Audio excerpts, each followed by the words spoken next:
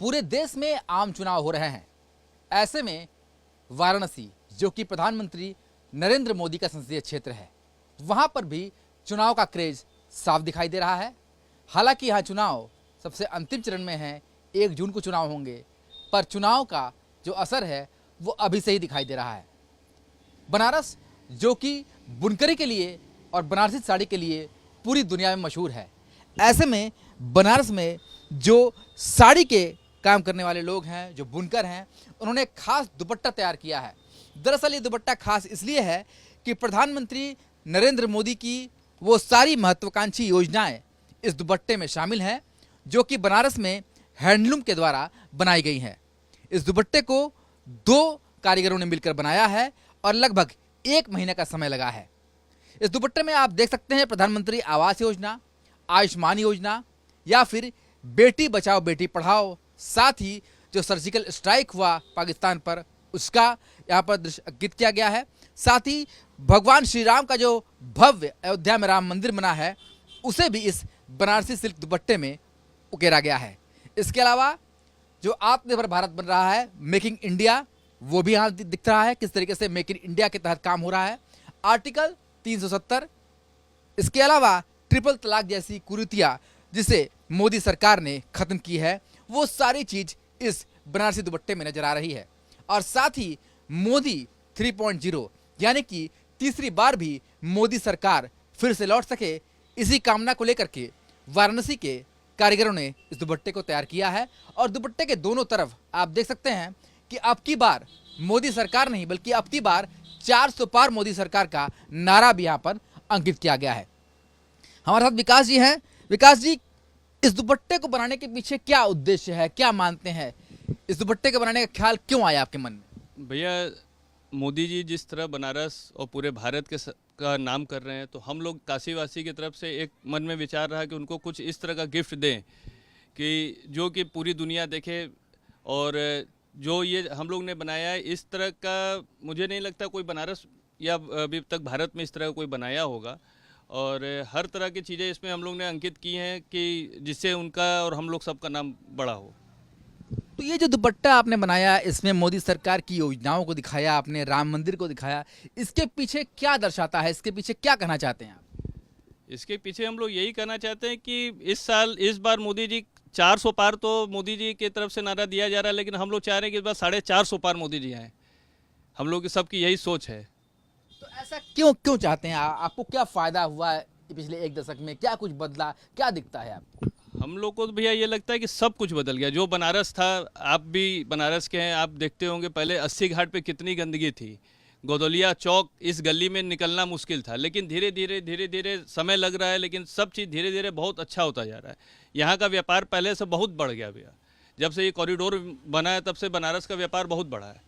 तो हम लोग तो यही चाहेंगे कि मोदी जी हर बार बनारस से ही सांसद रहें और यहाँ के से ही वो प्रधानमंत्री बने। बनारस की बात कर रहे हैं, परियोजनाएं जो हैं पूरे देश के लिए जो उन्होंने किया, जो काम उन्होंने किया, वो आप दर्शा रहे हैं। कितने दिनों में ये दुपट्टा तैयार हुआ और किस तरीके से इसकी प्रिंटिंग की गई? ये भैया, ये 1 महीने में मोटा मोटी दुपट्टा तैयार हुआ। 2 कारीगरों ने अपने हाथों से इसको बनाया है।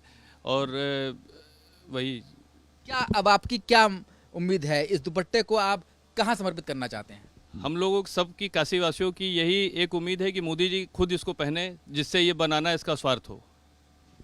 तो प्रधानमंत्री नरेंद्र मोदी की जो योजनाएं हैं, जो उनका पूरा कार्यकाल है, उसमें जो चीज़ें हुई वो इस दुपट्टे के माध्यम से दर्शाया गया है। कुछ और भी लोग हैं, उनसे बात करते हैं जो इस दुपट्टे को बनाने में साथ में रहे हैं। ये बताइए कि कहने का तो ये सिल्क का वो कपड़ा है जो बनारस में बनता है और पूरी दुनिया में मशहूर है, पर यह दुपट्टा इस समय क्यों खास हो गया है और कैसे आप लोगों के दिमाग में ये चीज़ें आई कि प्रधानमंत्री की सारी योजनाओं को इस पर उतारा जाए? देखिए, मोदी जी जब से बनारस के सांसद बने हैं और साथ ही साथ हमारे प्रधानमंत्री बने हैं, तब से बनारस में साड़ियों के और जो बनारस का लोकल व्यापार है उसको बढ़ाने में बहुत बड़ी भूमिका रही है।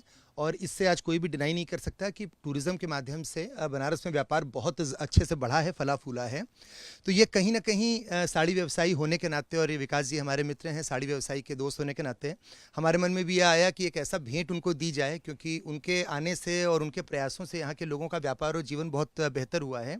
तो एक ऐसा गिफ्ट बना के दिया जाए जो उन्हीं के किए हुए जो भी उनके फैसले थे और जो भी उन्होंने अच्छे काम किए हैं उसको दर्शाता भी हो। और ये हमारी दिली इच्छा है, अगर मोदी जी इसको स्वयं धारण कर सकें तो हमारी ये सारी मेहनत पूरी भरपूर स्वार्थ होगी। तो जब आपके मन में आया कि इस तरीके के दुपट्टे पर बनाना है, तो आपने किस तरीके से चयन किया उन योजनाओं का? प्रधानमंत्री जी ने जो काम किए उन कामों का क्या मन में चल रहा था? देखिए, मोदी जी ने अपने 10 सालों के कार्यकाल में बहुत सारे ऐतिहासिक फैसले लिए हैं और बड़े साहसिक फैसले लिए हैं। सबसे पहले तो मैं ये मानता हूँ कि पूरे वैश्विक स्तर पे भारत का सिर जिस तरीके से उन्होंने ऊंचा किया है वो काबिले तारीफ़ है। पहले भारत को हेय दृष्टि से देखा जाता था बहुत सारे पश्चिमी देशों में। आज भारत की जो मान सम्मान और जो इज्जत बढ़ी है उसमें मोदी जी का और सरकार का बहुत बड़ा योगदान है। हमने उनके फैसलों को इसमें शामिल किया है जिसका जनमानस के ऊपर में सबसे ज़्यादा गहरा प्रभाव पड़ा है। आर्टिकल 370, भारत में रहते हुए भी कश्मीर भारत का अंग पूरी तरीके से नहीं था। ये इतना बड़ा साहसिक फैसला था जिसकी कोई बराबरी नहीं कर सकता है। सर्जिकल स्ट्राइक, पाकिस्तान में घुस के जो टेररिस्ट कैंप थे उन्होंने सर्जिकल स्ट्राइक की उन कैंप्स के ऊपर में, और उग्रवादियों की और टेररिस्ट की कमर तोड़ने में उन्होंने बहुत बड़ा योगदान दिया है। ये हमारे हिसाब से बहुत एक उनका ऐतिहासिक फैसला था। मेक इन इंडिया के थ्रू आर्थिक रूप से भारत को समृद्ध और आत्मनिर्भर बनाने का उन्होंने कार्य किया है। इसके साथ ही आयुष्मान भारत जैसी योजनाओं के थ्रू उन्होंने गरीबों तक, वंचितों तक मुफ्त और बेहतरीन हेल्थ केयर सर्विसेज को उन्होंने पहुंचाया है। तो इस तरीके की बहुत सारी योजनाएं हैं। मैं ज़रूर एक चीज़ और मेंशन करूंगा, बेटी पढ़ाओ और बेटी बचाओ का जो अभियान मोदी जी ने चलाया था स्वच्छता अभियान के साथ साथ में, इससे फ़र्क ये पड़ता है कि लोगों की सोच में अंतर आया है। पहले जो बिटिया होने पे जो लोग दुखी हुआ करते थे आज वो खुश होते हैं। और महिलाओं को, बेटियों को क्या स्थान आपके समाज में और आपके परिवार में मिलना चाहिए, ये मोदी जी के माध्यम से और उन्होंने जो संदेश दिया था उसके माध्यम से लोगों तक, घर घर तक और हर एक किसी व्यक्ति के दिमाग तक उन्होंने इसे पहुंचाया है और इसे एक्सेप्ट करवाया है। तो ये कारण है कि आज जो बनारस का बुनकर है, जो बनारस का कारीगर है, वो आज इस तरीके से प्रधानमंत्री नरेंद्र मोदी को अपनी बात पहुंचाना चाहता है।